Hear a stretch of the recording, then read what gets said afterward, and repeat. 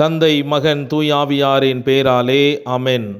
ஆன்ம வழிகாட்டி ஆகஸ்ட் மாதம் 24ஆம் தேதி ஞாயிற்றுக்கிழமை.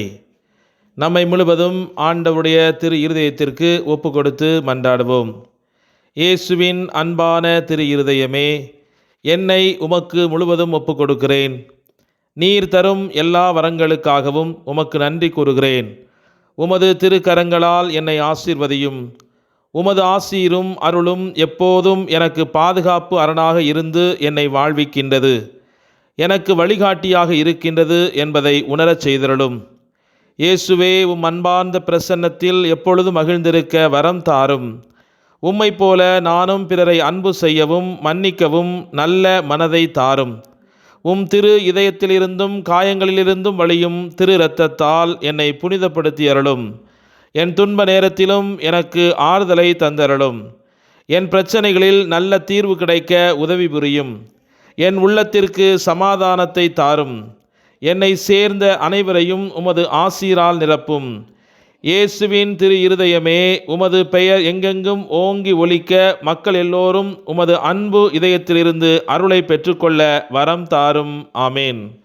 இன்றைய நற்செய்தி லூக்கா நற்செய்தி 13வது அதிகாரம் 23 முதல் 24 முடியவுள்ள இறை வார்த்தைகள். அப்பொழுது ஒருவர் அவரிடம், ஆண்டவரே, மீட்பு பெறுவோர் சிலர் மட்டும்தானா என்று கேட்டார். அதற்கு அவர் அவர்களிடம் கூறியது, இடுக்கமான வாயில் வழியாக நுழைய வருந்தி முயலுங்கள். ஏனெனில் பலர் உள்ளே செல்ல முயலென்றும் இல்லாமற் போகும் என்றார். இது கிறிஸ்து வழங்கும் வாழ்வு தரும் நற்செய்தி. கிறிஸ்துவே, உமக்கு புகழ். சிந்தனை. நல்ல ஆயன் நானே, என் வாயில்களுக்கு நானே வாயிலாக இருக்கிறேன். ஆட்டுக்கொட்டலின் வாயில் நானே என்று ஆண்டவர் இயேசு யோவான் நற்செய்தி 10ஆம் அதிகாரத்தில் 1 முதல் 5 முடிவுள்ள இறை வார்த்தைகளிலே நமக்கு கற்றுக் கொடுக்கிறார். என் வழியாயன்றி எவரும் ஆட்டு மந்தைக்குள் நுழைய முடியாது. என் வழியாக நுழைபவரே ஆட்டுக்கொட்டலின் உரிமையாளராக இருக்க முடியும். பின்னால் வழியாக நுழைபவர்கள் ஆட்டினை திருடுவதற்காக வருகிறார்கள் என்பதை நமக்கு தெளிவுபடுத்துகிறார். இயேசு கிறிஸ்து வழியாகவே நமக்கு மீட்பு உண்டு. இயேசு கிறிஸ்துவை தவிர, நமக்கு மீட்பராக அளிக்கப்பட்ட இயேசுவின் நாமத்தை தவிர நமக்கு மீட்பை கொடுக்கின்ற, மன்னிப்பை கொடுக்கிற வேறு நாமம் எதுவும் இந்த உலகத்தில் கொடுக்கப்படவில்லை.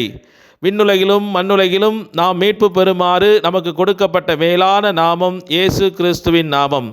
ஆனால் இயேசுவை தவறவிட்டு அவருக்கு பின் வழியாக நுழைகின்ற மனிதர்கள் திருடர்கள் ஆவார்கள். யோவான் நற்செய்தியிலே திருடர்கள் என்று குறிப்பிடப்படுவது சாத்தானை குறிக்கிறது. சாத்தானுடைய வழிகள் சுருக்கமாக இருந்தாலும், அது அகலமான பாதையாக இருந்தாலும், அது தீமையின் வழியிலே அழைத்து செல்கிற ஒரு வழியாக அமைகிறது. அதனுடைய இறுதியிலே நரகம் இருக்கிறது. ஆகவே இயேசு கிறிஸ்து நமக்கு கற்றுக் கொடுத்த விவிலியத்தின் அடிப்படையில் நாம் வாழுகிற வாழ்க்கையின் மூலமாகவே பரலோக வாழ்வை அமைய முடியும். ஆண்டவரே, ஆண்டவரே என சொல்பவரெல்லாம் விண்ணகத்திற்குள் நுழைய முடியாது. ஆனால் என் வார்த்தைகளை கேட்டு அதன்படி நடப்பவர்களே பரலோக ராஜ்யத்திற்குள் நுழைய முடியும் என்று ஆண்டவர் இயேசு நமக்கு கற்றுக் கொடுக்கிறார்.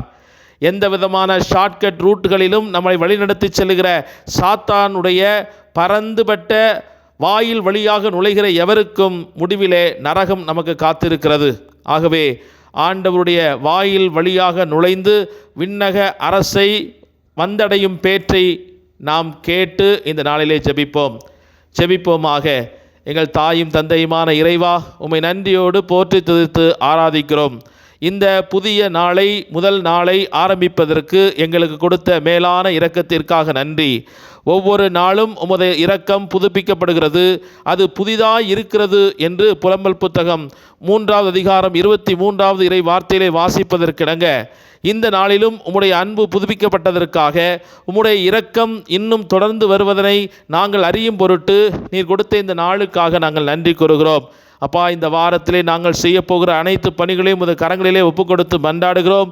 நீரே உமது அருள் கரத்தால் தொட்டு ஆசீர்வதித்து புனிதப்படுத்தி இந்த நாட்களில் நாங்கள் செய்ய போகிற அனைத்து பணிகளிலும் வெற்றியை தாரும். எங்கள் பயணங்களை ஆசீர்வதியும். எங்களோடு வாழுகிற சகோதர சகோதரிகளின் உடல் நலத்தை நீர் பேணி காத்தருளும். எங்களுடைய குடும்பங்களில் இருக்கிற தடைகள் யாவற்றையும் நீக்கியருளும். சிறப்பாக இந்த வாரத்திலே நாங்கள் செய்ய போகிற வேலையின் நிமித்தமாக நிறைவான பொருளாதாரத்தை பெற்று நலன்களால் நாங்கள் நிறைவு பெற்று மன மகிழ்வும் சமாதானத்தோடும் நாங்கள் வாழ்வதற்கு தேவ வல்லமே எங்கள் மீது பொழிவீராக. அன்பு ஆண்டவரே, இரக்கமும் உருக்கமும் கொண்டவரே, இந்த நாளிலே நோயுற்ற மனிதர்களை, இன்று உமது நற்கருணையை பெற முடியாமல் வீடுகளிலே தவித்து கொண்டிருக்கிற வயது முதிர்ந்த அனைத்து இறைமக்களுக்காக உம்மிடத்தில் மன்றாடுகிறோம். தனிமையில் இருக்கின்ற, நோயினால் அவதிப்படுகிற எம் குடும்பத்தில் இருக்கிற மூத்தவர்களை நீர் சந்திப்பீராக. அவருடைய மனதில் இருக்கிற காயங்களை நீக்குவீராக.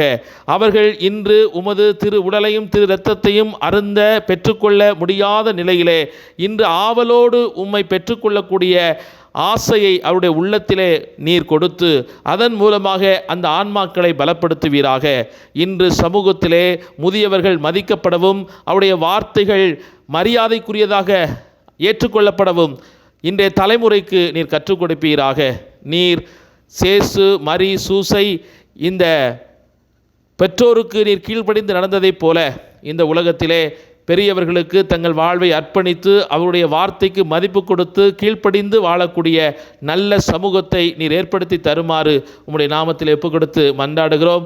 எங்களுடைய பெற்றோர்கள், முதியோர்கள், நண்பர்கள் அனைவருக்கும் நல்ல உடல் உள்ள ஆன்மீக நலனை இன்று பொழிந்தருள வேண்டும் என்று எங்கள் ஆண்டவராகிய கிறிஸ்து வழியாக உம்மை மன்றாடுகிறோம். எல்லாமல்ல இறைவன், தந்தை, மகன், தூய ஆவியானவர் உங்கள் நிறைவாக ஆசீர்வதிப்பாராக. ஆமென். இயேசுவுக்கே புகழ், இயேசுவுக்கே நன்றி. மரியே வாழ்க.